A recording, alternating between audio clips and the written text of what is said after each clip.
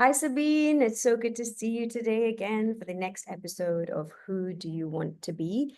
Our podcast that addresses the intersection of artificial intelligence and human intelligence, because the intersection of these two things is really what the future is all about. Today, we're going to talk a little bit about how everyone's using AI at work. So, how can we make sure that we're using AI properly at work? Now, there are so many things we can use AI for in our jobs, whether you've been given a tool to use it, because a lot of companies are actually going through processes to implement AI in their businesses. However, I'm sure everyone's using it anyway. So let's make sure what you're using these tools for is the right thing.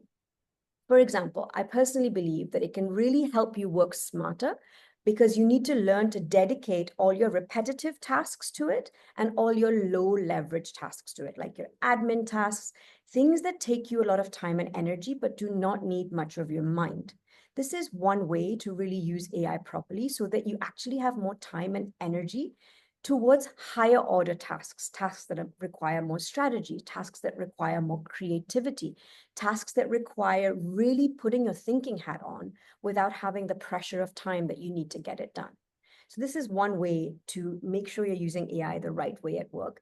Also, once you do that, you will start learning how to use tools like ChatGPT, Gemini, Grok, Copilot. All these large language models are very good for brainstorming. Remember how sometimes at work you're looking for partners to brainstorm with, but coordinating calendars is hard. Getting into a breakout room is not always easy, and you're always time restricted. So you'll be amazed at how good these tools are for brainstorming and helping you amplify your thoughts so that you can be more creative with the knowledge you already have. And this makes room for so much innovation. So, in my opinion, if you can use tools like ChatGPT in your work for the low leverage tasks, so that you free up some time and energy to do more strategic tasks, and then use the tools to help you think through more strategy, more creativity, you will start seeing so many benefits of how you can use these tools at work. Thank you for bringing this in, Abha. I think it's definitely the right time to discuss how we can use AI in the right way.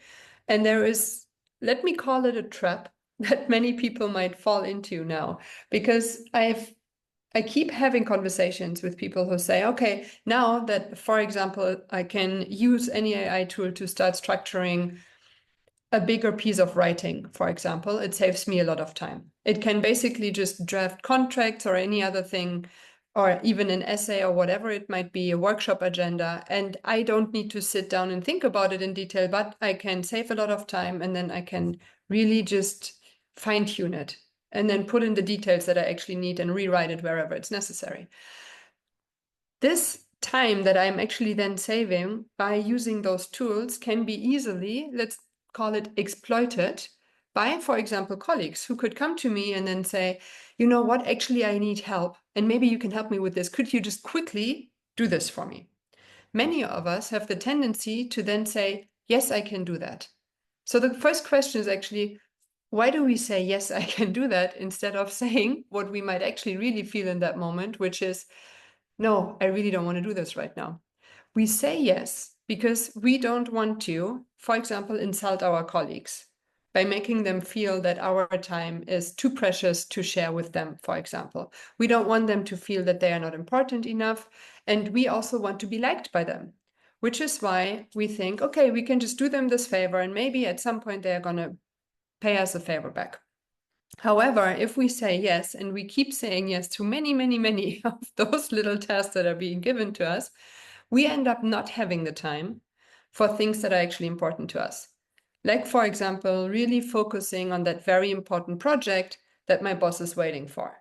Or even taking 30 minutes for that particular course that I wanted to invest my time into because I know I'm going to learn something very valuable for myself that makes my work better. So this is a very interesting conflict that starts coming up. On the one hand, we are starting to save a lot of time through the usage of AI tools.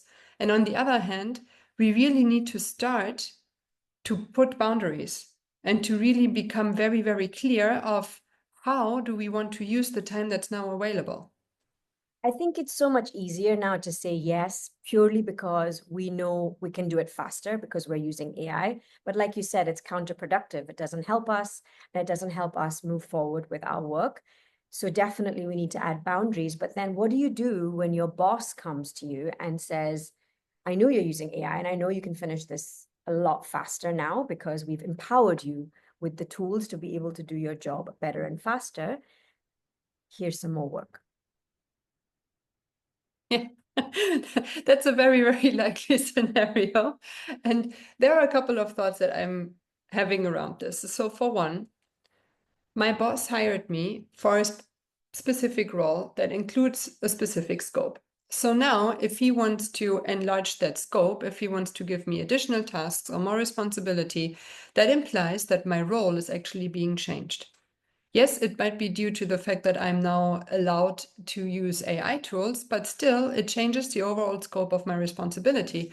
So my question should be, all right, this is great that you want to change my scope. How is this going to change my position going forward? Meaning the salary that I'm being paid, meaning the outlook for a promotion, for example.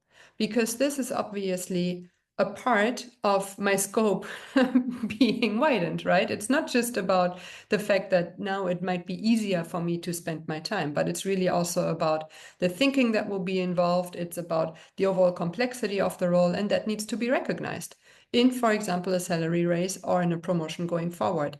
And this is just another very, very good example of me probably having the tendency to just say yes, especially because it's my boss and because I don't want to be seen as someone who refuses work.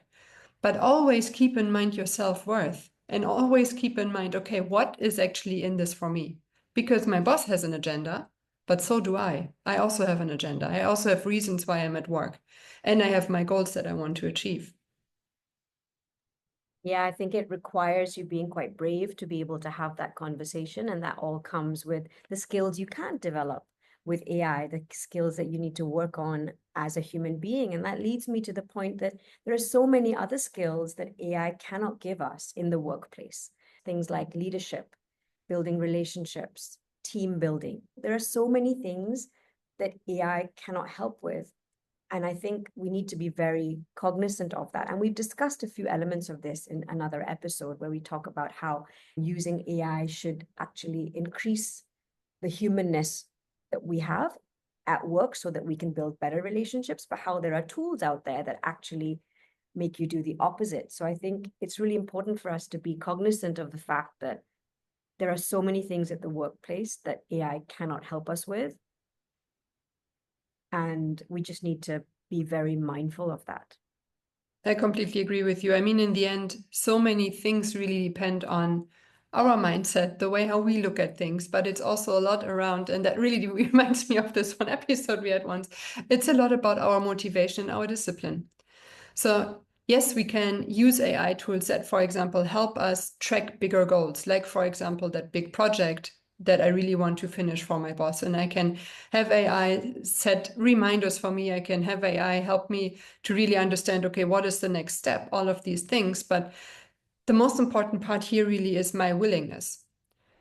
Is my willingness to help others and to be seen as someone who always says yes to everyone higher than my willingness to actually really focus on my goals and to develop this ability to say, you know what, I would love to help you right now, but I simply don't have the capacity. So this is another thing that could really help people to say no to other requests, which is about think how you can turn down a request in a polite way. If you explain your reasons why you say no to something, people are actually much more likely to accept it, especially when you have a good explanation that is directly work related, object related, and not related to the person who comes to you and asks for a favor. If you can say, you know what, I would love to help you. The task that you are asking me to help you with actually needs quite some time and focus. And I'm very sorry, but I can't give that to you right now. I have a big deadline coming up this Friday. If this can wait for a week, we can talk about it next week, right? That's another option. You can also say, I can't help you right now. If this is still urgent next week, I'm happy to look at it with you. Or you are suggesting that person to find another way to help them. Like, for example, I don't have the capacity right now, but I've heard that XYZ might have some capacity right now. Or since we're talking about AI, maybe you know a great AI tool that you could suggest to this person. Have you heard about Copilot? Maybe you can try this. Maybe this can at least help you to structure your thoughts and get the first, steps going into creating this task for you. There are many different ways, but it's just really mostly about us being aware of what we really want to achieve. And then we have to really stick to that and not derive from it. That's the balance really between being able to work with technology in a way that benefits us without doing us more harm than good, whether that's, giving us more work or not being able to function in a team, whatever that may be. It's so important that we recognize what AI is good for and where human intervention, emotional intelligence is required to be able to work with it. Maybe this is something that needs to be introduced in training and development of organizations, how you can integrate AI into your workforce without losing the human aspect of it so that everyone benefits, everyone grows, everyone is able to do what they want to do with the boundaries that they have or the scope of work that's very clear to them.